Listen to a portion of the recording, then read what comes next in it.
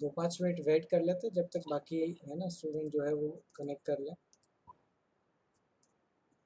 तब तक आप ये प्रॉपर्टी सारी रिवाइज करो क्योंकि इसके बेस्ड एग्जाम्पल करने वाले हैं आज।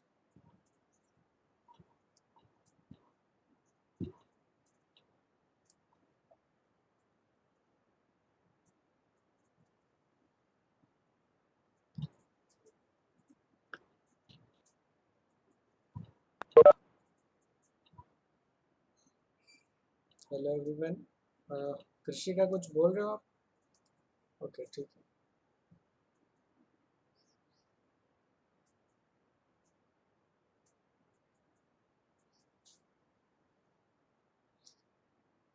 कौन बाकी? एक तो जुगल बाकी है और गर्ल्स में कौन है बाकी जो है वो?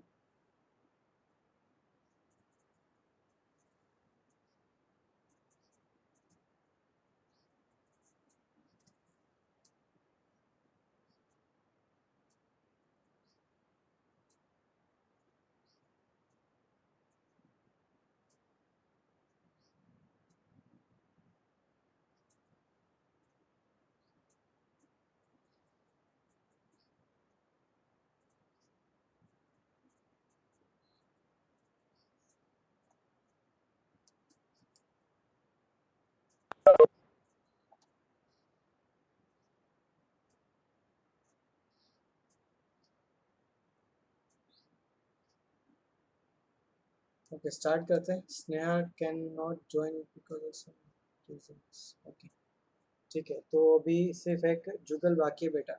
ठीक है वीर, है ना, जुगल का कुछ अपडेट है?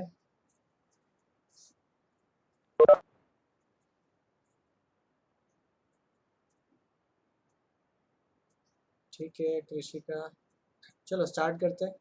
है ना, आपके पास ये प्रॉपर्टी है और है ना, हमने थोड़ी सी प्रॉपर्टी ग्रेटेस्ट इंटीजर वाले पार्ट की भी करी। ठीक है, वहाँ पर हमने करी थी प्रॉपर्टी ABCD। है ना, आप चेक कर लो जल्दी जल्दी से।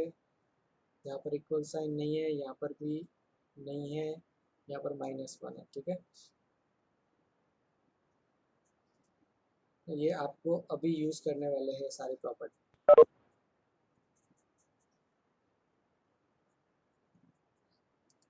उसके बाद आपको प्रॉपर्टी स्टडी करनी है अप टू के, नहीं सॉरी जे तक, है ना, जे तक आपको करना है। KLMN एक दो एग्जाम्पल है, एक ही एग्जाम्पल आई थिंक हम इसके प्रैक्टिस करने वाले हैं, बट उसमें ये समझ में आ जाएगा और फिर उस टाइम पे मैं ये प्रॉपर्टी सारी आपको समझाऊंगा। ठीक है, चलो कुछ एग्जाम्पल करते हैं। एग्जाम्पल है हमारे पास 22। ठीक है, उसमें ए क्या गिवन है? Greatest integer of x square is greater then 3। अब ग्रेटर देन वाले कंडीशन में ग्रेटर देन इक्वल्स टू बनाना पड़ेगा सबसे पहले। तो इसको लिख सकते हैं एक्स स्क्वायर, है ना, greatest integer of x square is greater than equals to 4। ठीक है, then x square is greater than equals to 4। मैं कैसे याद रखता हूँ? ग्रेटर देन वाले में ग्रेटर देन इक्वल्स टू 4 होना चाहिए, तो हम डायरेक्ट ये लिख पाएंगे। तो पहला स्टेप हमने ये कन्वर्ट किया, है ना। एक बार मैं दिखा देता हूँ आपको सारी प्रॉपर्टी। क्या कर रहा हूँ मैं? जी और एच का मैं कन्वर्ट कर रहा हूँ। एच था मेरे पास, एच में से मैंने जी में कन्वर्ट किया। ठीक है, और लेस देन में सिर्फ लेस देन में कन्वर्ट करना है। लेस देन में आपको लेस देन इक्वल्स टू है तो भी आपको लेस देन में कन्वर्ट करके फिर वहाँ पर डायरेक्ट लेस देन याद रखना है। आई को कन्वर्ट करेंगे जे में और एच को कन्वर्ट करेंगे जी में। मैं इस तरीके से याद कर सकता हूँ। ठीक है ना, मैंने इस तरीके से याद किया हुआ। तो आपको भी सिमिलर पैटर्न या कुछ आपको अलग प्रोसेस भी आ, पता है, मतलब उस तरीके से भी करना है तो भी कर सकते हो आप। ठीक है, ओके। देन अभी मेरे पास ये वाला स्टेप आ चुका है, अब मैं इसको इजीली कर सकता हूँ। That is mod x is greater than equals to 2, then x is greater than equals to 2 और x is less than equals to -2, है इस तरीके से। तो इसका आंसर है Q। फिर B चेक करते हैं। Greatest integer of x square को मैं मान लेता हूँ सपोज P। तो B के अंदर ये बन जाएगा P² -5P + 6 = 0। फैक्टराइज करेंगे p minus three into p minus two equals to 0, then p equals to 3 और p इक्वल्स टू 2। दो फैक्टर है हमारे पास। देन p की जगह पर क्या लिखना है, थोड़ा सा गलत लिखा हुआ है, सिर्फ ग्रेटेस्ट इंटीजर ऑफ x लिखना है, ठीक है। p की जगह पर लिखेंगे greatest integer of x equals to 3, then x belongs to 3 to 4, 3 लेंगे 4 नहीं लेंगे। और यहाँ पर greatest integer of x equals to 2, then x belongs to 2 to 3। दोनों को क्लब करेंगे ना, दोनों के बीच में क्या है और है, देन आप क्लब करेंगे, देन x बिलोंग्स टू आ जाएगा आपके पास 2 to 4। आपका p ऑप्शन है ना, p कॉलम 2 के अंदर से। c डायरेक्ट याद रखना है, इसका आंसर हो जाएगा u, है ना। ये कब इक्वल हो सकता है, जब आपका x 0 और 1 के बीच में होगा तब। देन डी को समझते हैं, डी को लेस देन वाला पार्ट है ना, तो लेस देन के अंदर सबसे पहले कन्वर्ट करना पड़ेगा। तो greatest integer of x is less than -5.2। अब लेस देन इक्वल्स टू क्या बन जाएगा, greatest integer of x is less than equals to -6, then x is, है ना, और दूसरा पार्ट है ना 1 मिनट। अभी इसको ग्रेट लेस देन में कन्वर्ट करना है, यहाँ पर इंटीजर वैल्यू होनी चाहिए, है ना। तो आपको लेस देन यहाँ पर लिखोगे -5,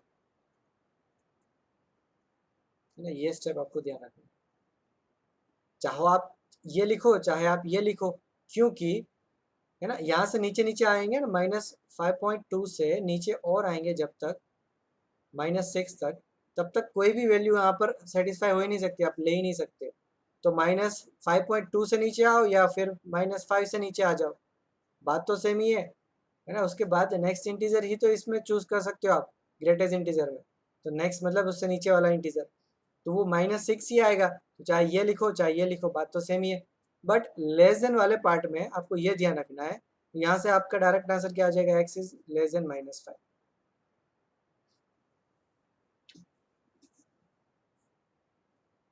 है ना, मैं इस तरीके से याद रखता हूँ। लेस देन में लेस देन इक्वल्स टू नहीं चाहिए ना, सिर्फ लेस देन चाहिए, और ग्रेटर देन में ग्रेटर देन इक्वल्स टू चाहिए होगा।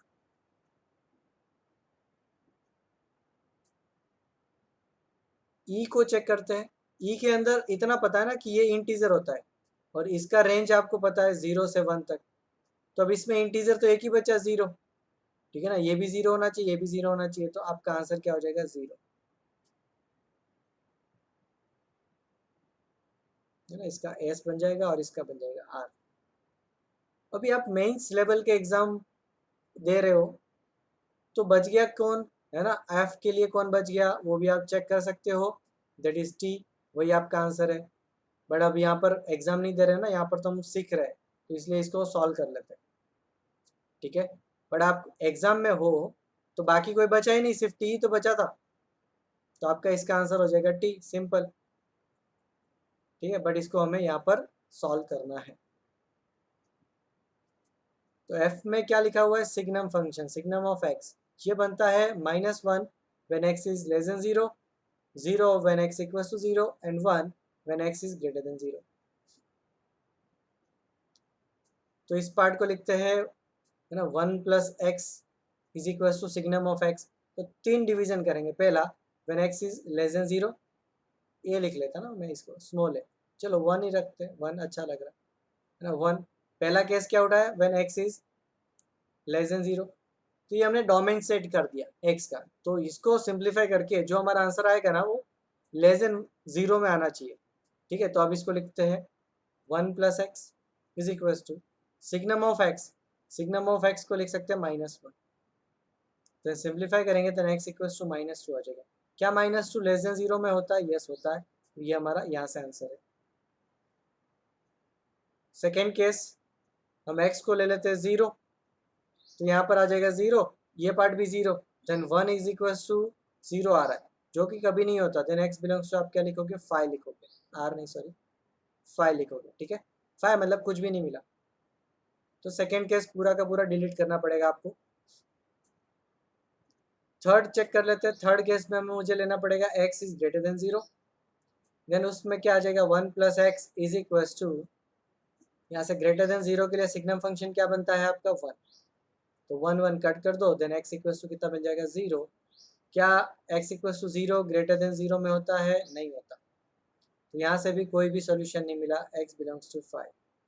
तो सेकेंड केस और थर्ड में से कुछ भी नहीं मिला है ना, सेकेंड केस और थर्ड केस में से कुछ भी नहीं मिला, देन आपका आंसर कितना आ जाएगा? सिर्फ x इक्वल्स टू -2, सिर्फ ये फर्स्ट में से। एग्जाम्पल 22 के अंदर कहीं पर भी किसी को भी डाउट है बेटा तो आप माइक ऑन करके पूछें।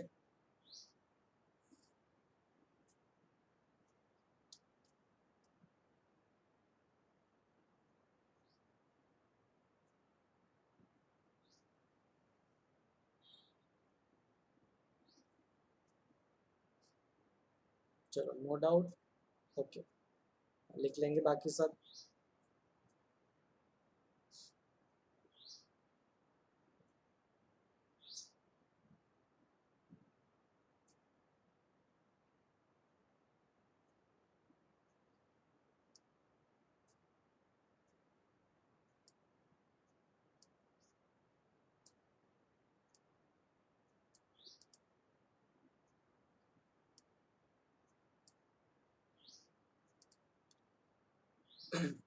इस चैप्टर की मैं वर्कशीट आपको प्रोवाइड कराऊंगा, है ना। जो वर्कशीट होगी वो मेंस प्लस एडवांस लेवल की रहेगी, उसमें से आप लोग नोट कर लेंगे एक्सरसाइज 1 2 3 और 4A। एक्सरसाइज 1 2 3 और सॉरी 5A, है ना, लिख लो। एक्सरसाइज 1 2 3 एंड 5A, ये आपका मेंस लेवल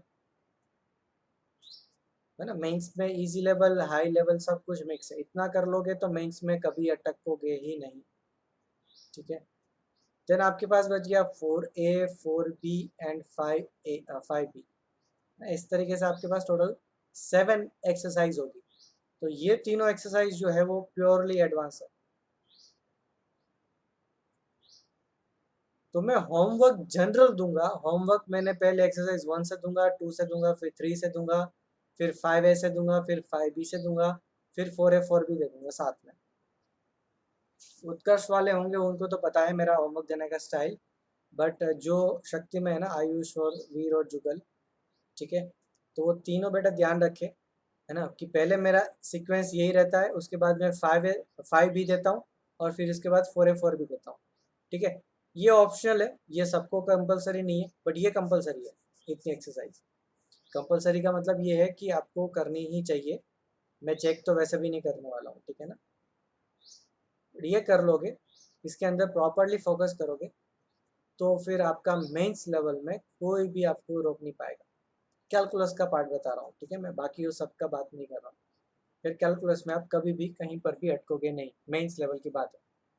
मेंस लेवल में कैसा भी हार्ड पेपर हो जाए, लेंथी हो जाए, इजी हो जाए, कैसा भी आ जाए, ये चारों एक्सरसाइज होने के बाद आप कहीं पर भी अटकोगे नहीं, ठीक है। और जिनका टारगेट है एडवांस वो तो करेंगे ही करेंगे, बट जिनका टारगेट नहीं है वो भी कर सकते हैं, कोई प्रॉब्लम नहीं है ना। ऐसा कोई लिख के नहीं दिया कि ये करना ही नहीं है ना, क्योंकि ये तो एडवांस का, ऐसा कुछ भी नहीं है भाई, है ना। दे तो सकते ही, सॉल्व तो कर ही सकते, बट ये यहाँ पर सॉल्व नहीं हो पा रहा है ज़्यादा, तो फिर डिमोटिवेट नहीं होना है ना। और एडवांस टारगेट है और 4A 4B 5B नहीं हो रहा है, तो फिर इसमें भी डिमोटिवेट नहीं होना है। इसके अंदर फिर आपको प्रैक्टिस या तो हार्ड वर्क ज़्यादा करना पड़ेगा, है ना। आपका प्रैक्टिस बढ़ा दो और थोड़ा टाइम देना पड़ेगा। एक ही बार आपका लेवल अप हो गया ना, एक ही बार होना है ना, लेवल अप एक ही बार होता है। एक बार आपका लेवल अप हो गया, फिर आप एडवांस के इजीली कर पाओगे, बट वो लेवल अप करने के लिए आपको मेहनत करनी पड़ेगी। फ्लो में आने तक 2 चैप्टर तक तो आपको ऐसे ही जाना पड़ेगा, इसी फ्लो में जाना पड़ेगा, मतलब आपको हार्डवर्क करते रहना पड़ेगा। तीसरे चैप्टर में वो हार्डवर्क का टाइमिंग जो है ना वो इतना कम हो जाएगा कि आपको पता ही नहीं चलेगा कि आप मेंस के लिए प्रिपेयर कर रहे हो कि एडवांस के लिए कर रहे हो। वो यूज टू हो जाओगे आप उस तरीके से सोचने के लिए, ठीक है। बाकी कुछ भी नहीं होता। चलो आगे बढ़ते हैं। अभी वो एक्सरसाइज क्यों नहीं दे रहा हूँ, क्योंकि अभी इतने कॉन्सेप्ट हमारे हुए नहीं है कि वो चैप्टर आप कर पाओ, है ना। फंक्शन चैप्टर में मेंस और एडवांस में ज़्यादा डिफरेंस नहीं है। फंक्शन और लिमिट, कंटिन्यूटी, डिफरेंशियबिलिटी, इन चारों टॉपिक में मेंस और एडवांस में ज़्यादा डिफरेंस डिफरेंस नहीं है, ठीक है। ओके, नेक्स्ट एग्जांपल कर लेते हैं 23। क्या गिवन है आपको, ये वाला पार्ट गिवन है, समझते हैं इसको, है ना। ये डिनोट कर रहा है, square bracket denotes the greatest integer function, मतलब ये तो क्या इंटीजर वैल्यू है, इंटीजर इंटू 2 वो भी इंटीजर होता है, +3 करेंगे वो भी तो इंटीजर बनेगा। तो इससे ये पता चल रहा है कि y क्या होगा आपका, इंटीजर होना चाहिए। यहाँ से भी आप समझ सकते हो, this part is integer value into 3 integer +5 again integer, तो y का वैल्यू क्या होना चाहिए, इंटीजर वैल्यू होना चाहिए, ठीक है। फिर हमारे पास पहला रिलेशन है y is equal to 2 into greatest integer of x +3।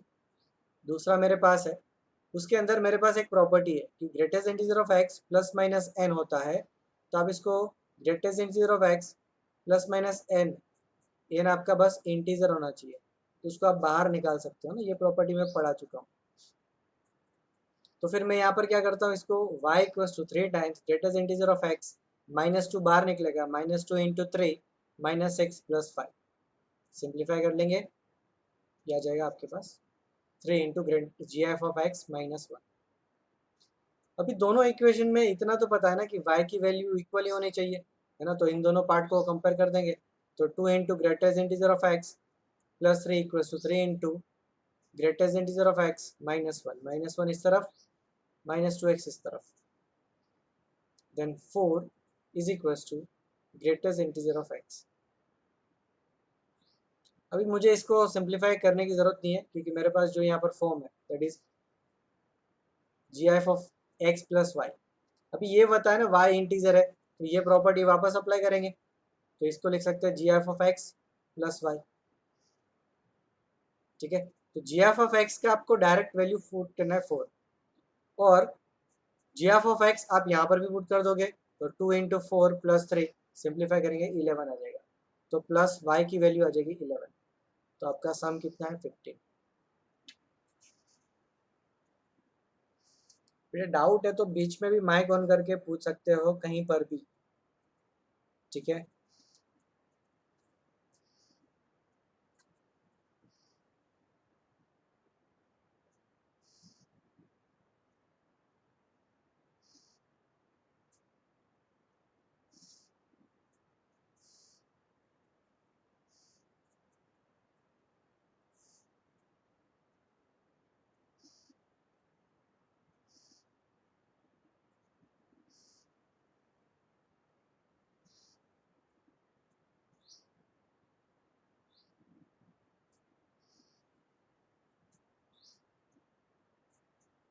चलो आगे बढ़ेंगे थोड़ा सा।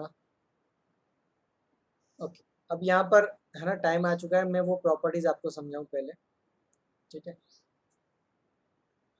अभी ये प्रॉपर्टी है, मुझे के को प्रूफ करना है, तो x की जगह पर x कोई भी वैल्यू होगा, इंटीजर होगा तो भी चलेगा, इंटीजर नहीं होगा तो भी चलेगा, ठीक है। तो x कोई भी वैल्यू होता है, उसका एक फ्रैक्शनल पार्ट होता है और एक इंटीग्रल पार्ट होता है ना, तो उसको लिखेंगे i प्लस एफ।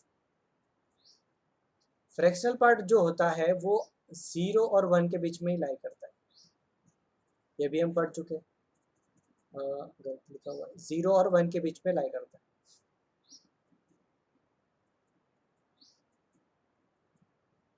ठीक है। तो मैं यहाँ पर इस पार्ट में जब x की वैल्यू पुट करूँगा ना, मुझे क्या करना है, मुझे ग्रेटेस्ट इंटीजर ऑफ x निकालना है, उसका वैल्यू आता है i, और मैं यहाँ पर पुट कर दूंगा ग्रेटेस्ट इंटीजर ऑफ x/2 की जगह पर यह लिख देंगे i plus F by 2 plus यहाँ पर लिखेंगे i प्लस एफ प्लस 1/2। अभी i जो है वो तो इंटीजर है, तो ये आइदर ओड हो सकता है, ओड को हम लिख सकते हैं 2n 2n+1 का फॉर्म, और दूसरा पार्ट हो सकता है आपका i इवन, तो उसको लिख देंगे 2n, है ना, दो फॉर्म लिख लेते हैं। तो i की जगह पर ऑड है तो इस तरीके से लिखेंगे, तो पहला केस बनेगा ना, तो सब जगह पर यही पुट करना पड़ेगा आपको, तो आपके पास आ जाएगा 2n+1 plus F by 2 plus दूसरे पार्ट में आ जाएगा 2n+2 प्लस f/2। यहाँ से मेरे पास बन रहा है ना, यहाँ पर मैं इसको कन्वर्ट कर सकता हूँ n+1 प्लस f/2। यहाँ पर मैं इसको कन्वर्ट कर सकता हूँ n+1 प्लस f/2।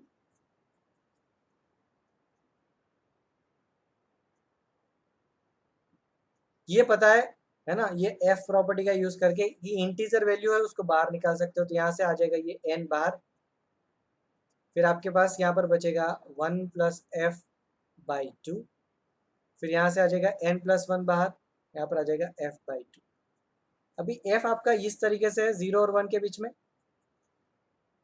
तो आप पहले f/2 करेंगे, तो f जो है f/2 जो है वो 1/2 और 0 के बीच में लाई करेगा, तो उसका फ्रैक्शनल पार्ट कितना बन जाएगा, 0 बन जाएगा, है ना।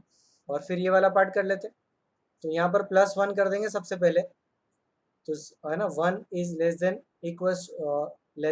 To f+1 is less than 2। फिर आप 2 से डिवाइड करोगे,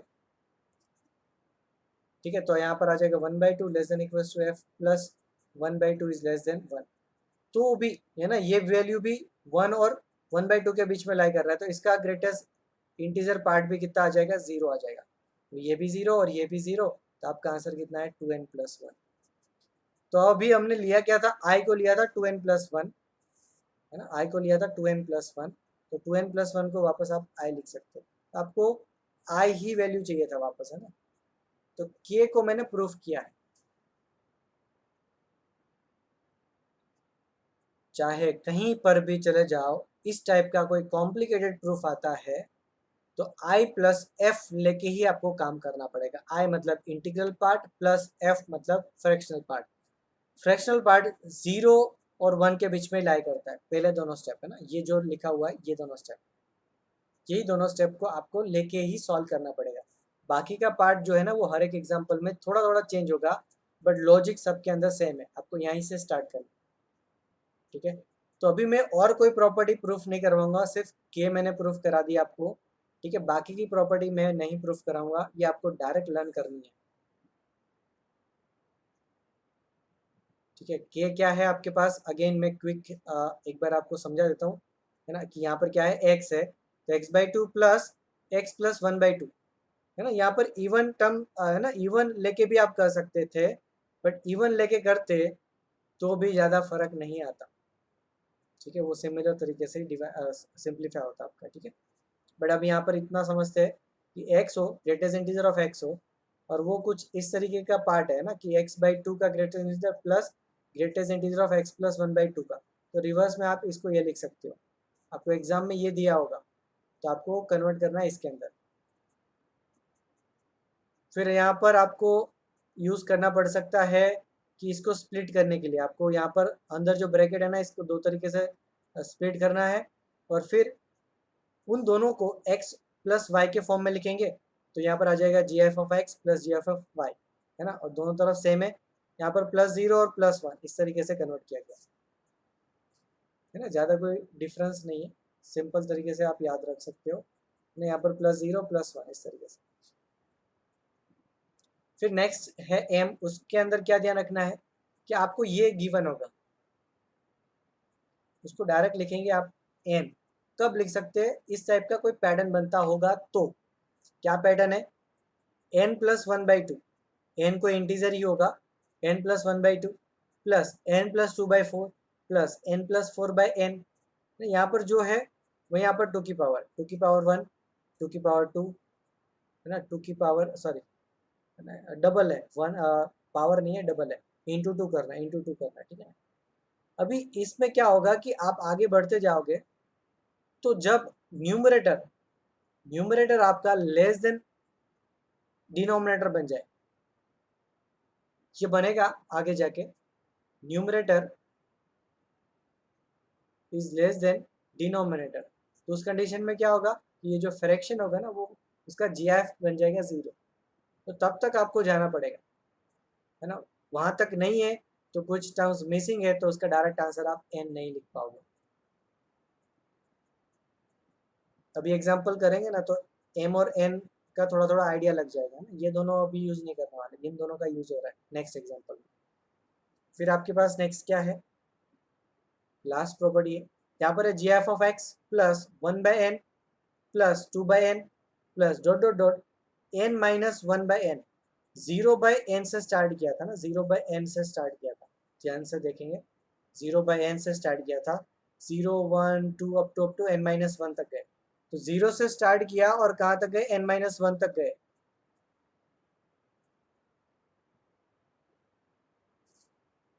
ठीक है, तो आपके कितने टर्म्स है यहाँ पर, n टर्म्स है।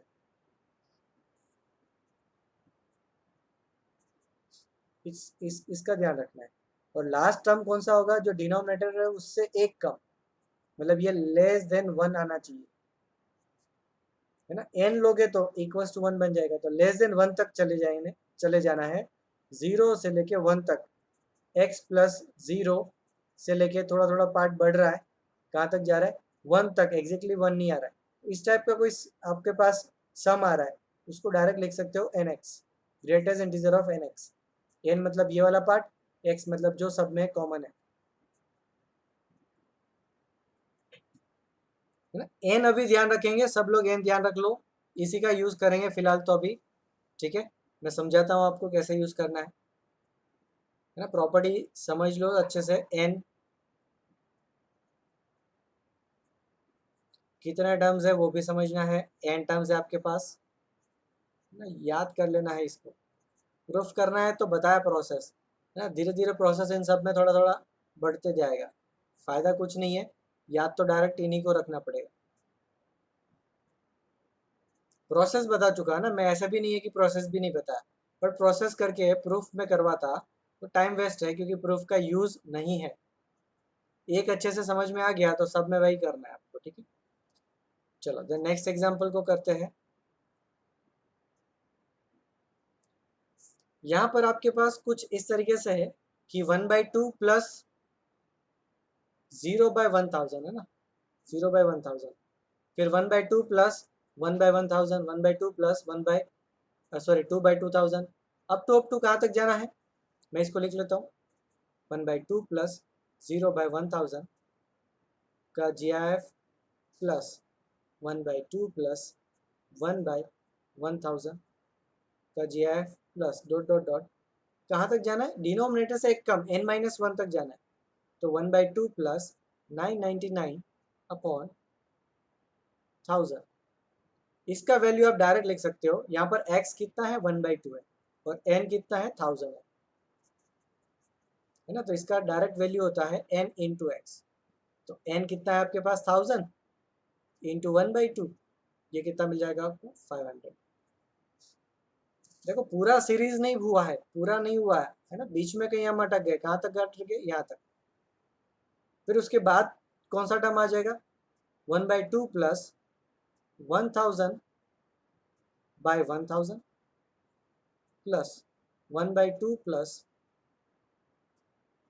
1001 बाय 1000 प्लस, कहाँ तक जाना है वो अभी समझते हैं, उससे पहले इन दोनों को सिंप्लीफाई करते हैं। इसको लिख सकता हूँ 1/2 प्लस 1 प्लस 0/1000 प्लस, इसको लिख सकते हैं 1/2 plus 1 plus 1/1000 and so on आगे। मुझे इतना पता है कि इंटीजर वैल्यू पता है आपको, तो उसको ब्रैकेट के बाहर निकाल सकते हो, तो ये बन जाएगा 1 प्लस 1/2 प्लस 0/1000 प्लस, यहाँ से भी 1 बाहर, 1 plus 1/2 plus 1/1000 and so on. तो भी मुझे यहाँ पर देखो 1 कैसे स्प्लिट हुआ, 1000 प्लस जितना था उतना रह गया, प्लस 1000 प्लस 1 है ना यहाँ पर, तो 1000 कॉमन आ गया, सिर्फ 1 बच गया। तो हमें यहाँ पर ऊपर 0 1 कहाँ तक जाना है, 999 तक जाना है। तो आपको यहाँ पर कितने टर्म्स लेने पड़ेंगे, 1/2 प्लस 1999 तक लेना पड़ेगा। इसमें से भी आप क्या कॉमन निकाल सकते हो, 1/2 प्लस 1 प्लस 999 बाय 1000, इसको भी आप स्प्लिट कर सकते हो, 1 plus GF of 1/2 plus 999 by 1000। अब यहाँ पर n कितना था, 1000 था ना, मतलब 1000 टर्म्स थे, तो यहाँ पर भी 0 1 से लेके 999 तक जा रहे हैं, तो यहाँ पर भी 1000 टर्म्स होंगे। तो जब इनको ओपन करेंगे तो 1 आपके पास 1 + 1 + 1 1000 टाइम ऐड होगा, तो उसको मैं डायरेक्ट 1000 लिख दूं, प्लस बाकी का पार्ट ये बचेगा है ना, जिनके अंडर में डबल लाइन ड्रॉ कर रहा हूँ, वो वाला पार्ट बचेगा, क्योंकि सारे ही ऐड में सिर्फ ब्रैकेट डाला हुआ है उतना ही, सारे ही प्लस में है। तो जिनको मैंने डबल लाइन से लिखा हुआ है वो वाला पैटर्न तो वापस वही पहला वाला पैटर्न बन गया, तो उसको मैं लिख सकता हूँ वापस 500 है ना। तो यहाँ से आ जाए आंसर आ जाएगा 1500 ना। तो हमने स्टार्ट किया था यहाँ से, कहाँ तक गए हम लोग, यहाँ तक गए, अभी आगे और बढ़ना है मुझे।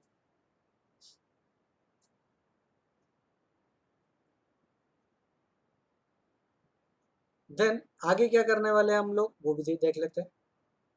आगे आपके पास कौन सा टर्म आ जाएगा, 1/2 + 2000/1000 प्लस 1/2 + 2001/1000। अभी आपको ये सीक्वेंस ही कंटिन्यू करना हो जो अभी तक हम कर रहे थे, तो आपको यहाँ पर जाना पड़ेगा 1/2 + 2999/1000। बट ये तो यहाँ पर कहीं अटक गया है ना, 2946 तक ही अटक जा रहा है।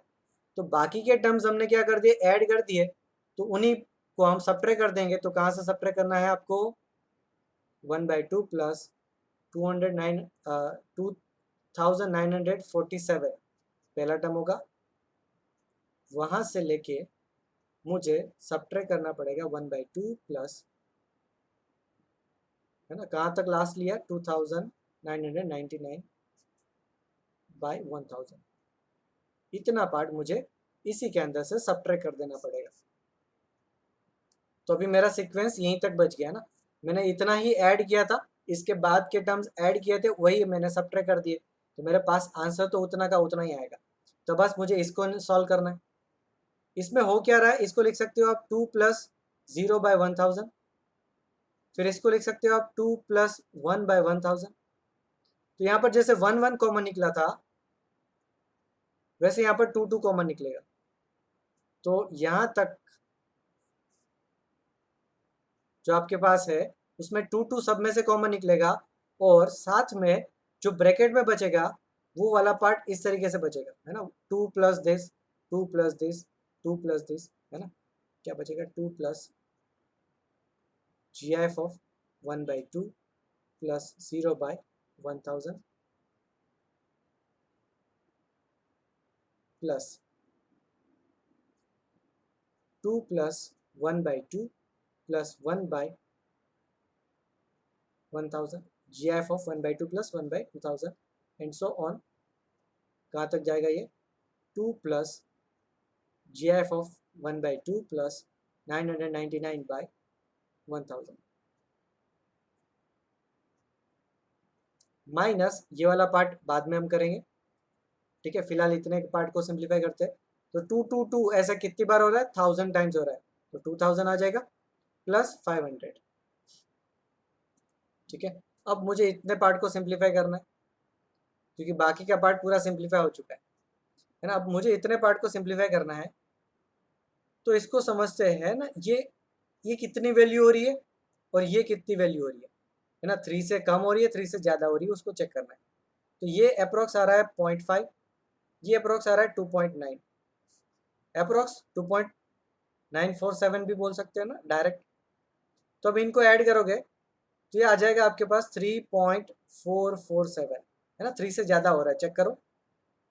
तो इसका GF करोगे ना तो आपके पास कितना आ जाएगा, 3 आ जाएगा, और इसको चेक करेंगे तो ये आ जाएगा 0.5 + 2.999, तो भी ये ऐड होके आपको मिल रहा है 3.499।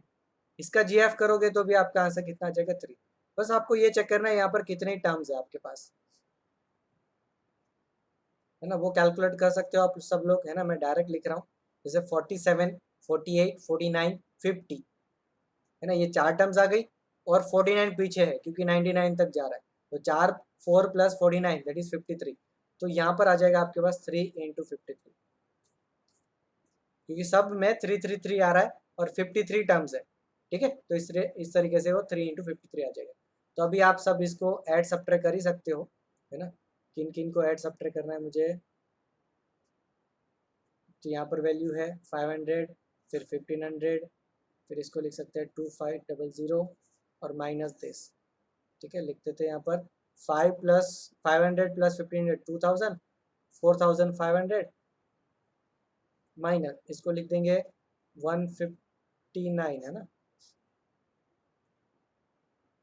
कर लो सॉल्व, सिंप्लीफाई कर लो, क्या जाएगा 14361, कितना आ रहा है 4341, yes yes correct 41।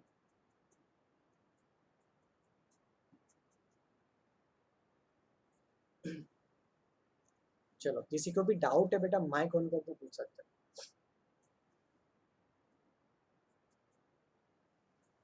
Mains level का ही एग्जांपल है, सिर्फ कैलकुलेशन लेंदी है। लेंदी इसलिए है क्योंकि मैं सारा स्टेप्स लिख रहा हूँ।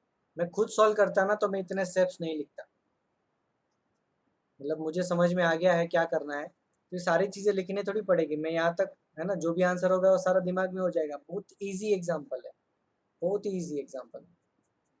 बस ये थोड़ा लिखने के लिए लंबा लंबा चल रहा है ना, इसलिए लग रहा है थोड़ा क्या है ये, है ना, इसलिए लेंदी लग रहा है, बाकी कुछ है नहीं। बेटा किसी को डाउट है चेक करो।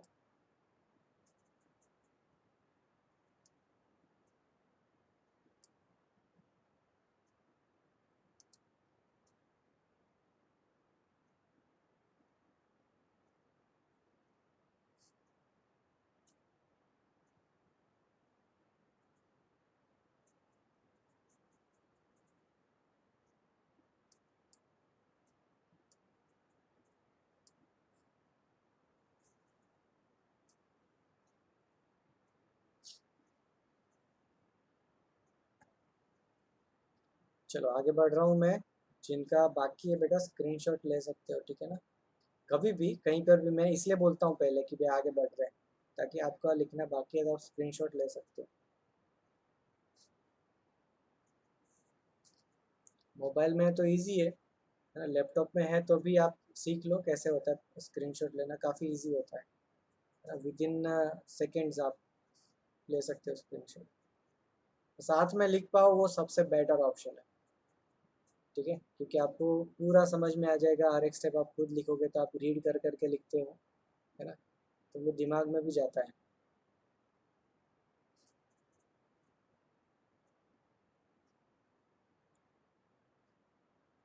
ठीक है, नेक्स्ट एग्जांपल है हमारे पास, find the domain of this function. ठीक है, डोमेन हमें इतना पता है कि रूट वाला पार्ट है ना, रूट वाला पार्ट, उसके नीचे जो पार्ट है उसका डोमेन वो ग्रेटर देन इक्वल्स टू 0 होना चाहिए। बट यही पार्ट आपका डिनोमिनेटर में आ चुका है, तो ये 0 भी नहीं होना चाहिए।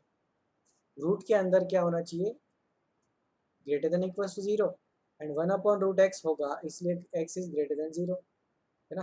तो वही चीज़ यहाँ पर अप्लाई कर देंगे। Mode of greatest integer of mode x minus 5 minus 11 is greater than 0। Mod of greatest integer of mod x minus 5 is greater than 11. Greatest integer of mod x minus 5 is greater than 11, or greatest integer of mod x minus 5 is less than minus 11. ये आपको direct पता है ना, mod x is greater than a, x is greater than a और x is less than minus a ना, अभी वो apply किया मैंने। फिर आपको ये पता है कि यहाँ पर क्या करना है, ग्रेटर देन में ग्रेटर देन इक्वल्स टू बनाना है। तो greatest integer of mod x minus 5 is greater than equals to 12 आ जाएगा। उसके बाद जो आगे वाला टर्म है वहां तक आपको जाना है, ठीक है। तो यहाँ से आप लिख सकते हो mod x minus 5 is greater than equals to 12, direct greatest integer हटा के डायरेक्ट लिख सकते हो। कब, जब यहाँ पर इक्वल साइन है तो आपको ये कन्वर्ट करना है। Then mod x is greater than equals to 12, sorry 17 not 12, then mod x is greater than equals to sorry directly लिख सकते हैं अब तो x is greater than equals to 17 और x is less than equals to -17। दूसरा part यहाँ पर है, यहाँ पर लेस देन वाला पार्ट ही है तो कोई बात नहीं, mod x -5 is less then -11 या लेस देन वाले पार्ट में यहाँ पर इक्वल साइन नहीं होना चाहिए, इक्वल साइन है तो आप एक और नीचे आ जाओगे, ठीक है। देन इसके बाद यहाँ पर आ जाएगा mod x is less than -6, कभी भी पॉसिबल नहीं होता x बिलोंग्स टू 5,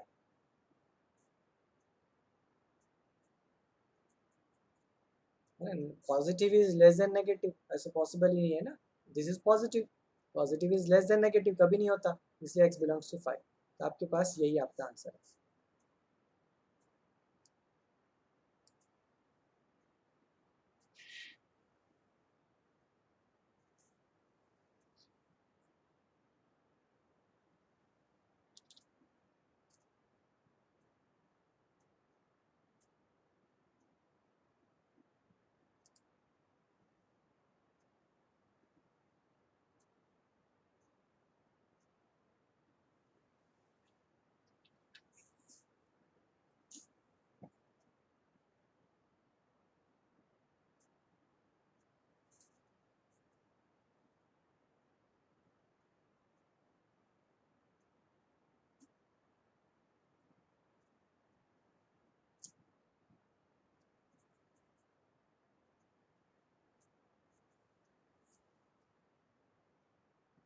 चलो आगे बढ़ रहे हैं,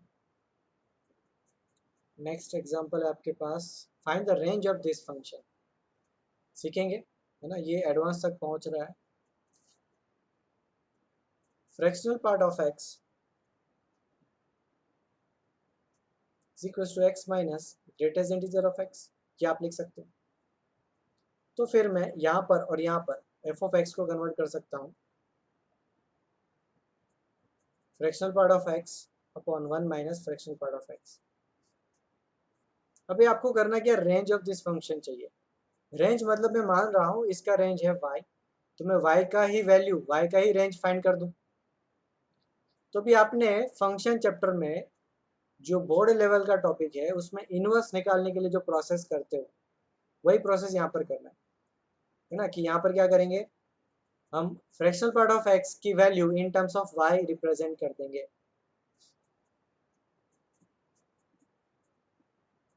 फिर लॉजिक समझाऊंगा बाद में, पहले हमें इनवर्स निकालना है, इस फंक्शन का इनवर्स निकालना है, तो इनवर्स का जो प्रोसेस होता है वही प्रोसेस हमें यहाँ पर करना है, ठीक है।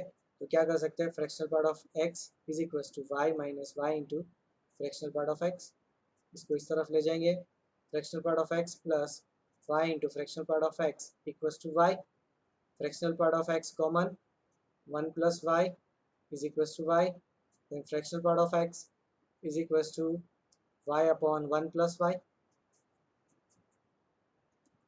अभी समझते हैं यहाँ पर ध्यान से, जो इसका डोमेन है मतलब x की वैल्यू, y की वैल्यू क्या है, रेंज है। इनवर्स और फंक्शन जो भी है उसका इनवर्स में यही डिफरेंस होता है कि जो फंक्शन का इनवर्स है, ये प्रोसेस पूरा किया हमने इनवर्स फंक्शन निकालने के लिए, तो इसका जो आपका डोमेन है मतलब x का वैल्यू वो फंक्शन का रेंज होता है, और जो इसका रेंज होता है वो इस फंक्शन का डोमेन हो जाता है, ठीक है। और दूसरा क्या, इसका जो रेंज है वो इस फंक्शन का डोमेन, और इस फंक्शन का डोमेन जो होता है वो इस फंक्शन का रेंज बन जाता है। इस तरीके से आप इसको ध्यान रख सकते हैं। ये आपका बोर्ड लेवल का पार्ट बता रहा हूँ, मैंने एनसीईआरटी से बाहर बताया नहीं, और ये पहले क्यों नहीं बताया था, क्योंकि ये तो आपने सबने फंक्शन चैप्टर पढ़ लिया है ना बोर्ड लेवल में, डीप में इसको और आगे डिटेल में बात करेंगे, बट इतना ही अभी ध्यान रखना, पहले भी नहीं पता था अभी भी बता रहा हूँ, उतना ही ध्यान रख लो तो भी आपका काम आगे हो जाएगा, कि जो फंक्शन है उसका डोमेन होता है, उसके इनवर्स फंक्शन का उसका रेंज बन जाता है, और रेंज जो होता है वो उसका इनवर्स फंक्शन का डोमेन बन जाता है, ठीक है। तो बस अब मेरे पास यहाँ पर क्या आ चुका है, इसका इनवर्स फंक्शन का स्टेप्स आ चुका है, अब मैं यहाँ पर क्या करूँगा, यहाँ पर y का डोमेन निकालता हूँ, मतलब y की क्या क्या वैल्यू पुट कर सकते हैं सो दैट ये मैच हो जाए। इसका रेंज आपको पता है ना, फ्रैक्शनल पार्ट ऑफ x का रेंज होता है आपके पास 0 से 1, तो y की मुझे उतनी ही वैल्यू पुट करनी है। अब ऊपर वाला पार्ट सब भूल जाओ, है ना, अभी मैं इस पार्ट को सॉल्व कर रहा हूँ, नीचे वाले पार्ट को। अब मैं क्या कर रहा हूँ, मैं यहाँ पर डोमेन फाइंड कर रहा हूँ। पहले x और y था, x हम डोमेन के लिए जनरली फाइंड करते थे, वो भी भूल जाओ। अब यहाँ पर y के लिए आपको सॉल्व करना है और y के लिए ही आपको जनरली डोमेन निकालना है यहाँ पर, है ना। यहीं पर आपको y की वैल्यू फाइंड करनी है और वो वैल्यू ही सेटिस्फाई करेगी जिससे इस पूरे फंक्शन का वैल्यू 0 और 1 के बीच में आ जाएगा। मतलब y अपॉन y प्लस 1 जो कि 1 और 0 के बीच में लाई करना चाहिए, ठीक है। देन अभी पहले ये वाला केस उठाएंगे, 0 is less then y upon y plus 1। यहाँ से मैं सिंप्लीफाई करूँगा, देन मेरे पास आ जाएगा y इज बिलोंग्स टू, है ना। अभी ये ग्रेटर वाला पार्ट है, तो मेरा आंसर कहाँ से कहाँ तक जाएगा, सिंपल, है ना। 0 और -1 है, तो माइनस इन्फाइनाइट से -1, -1 डिनोमिनेटर का, इसलिए ओपन यूनियन 0 से इन्फाइनाइट। क्रिटिकल पॉइंट क्या आ रहा है, 0 और -1 ही तो आ रहा है, तो -1 से और नीचे, 0 से और ऊपर, ऐसे तो करते हैं हम लोग, ठीक है। सेकेंड पार्ट ये वाला रहेगा, y upon y plus 1 less than 1, then y upon y plus 1 -1 is less than 0। LCM लेंगे, y अपॉन, नीचे आ जाएगा मेरे पास y अपॉन, नहीं, इसको सिंप्लीफाई करेंगे तो आपके पास आ जाएगा -1 upon y plus 1 is less than 0। अब ये नेगेटिव है, इसको पॉजिटिव होना पड़ेगा तभी ओवरऑल ये सेटिस्फाई होगा, अदरवाइज नहीं हो पाएगा। This is negative, this must be positive so that the division is less than 0, ठीक है। Then y is greater than, y plus 1 is greater than 0, then y is greater than -1। तो दोनों को club करेंगे 1 और 2, है ना, फ्रॉम 1 एंड 2। कुछ गड़बड़ तो हो गया है जहाँ तक लग रहा है, क्योंकि आंसर में गड़बड़ है। कुछ कैलकुलेशन एरर तो नहीं है, एक बार चेक करेंगे साहब।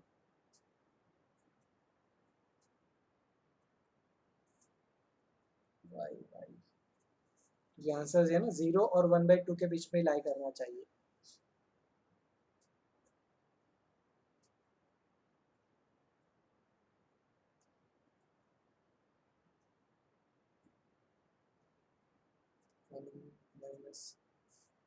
हाँ, यहीं पर से गड़बड़ कर दिया है, यहाँ पर प्लस आएगा।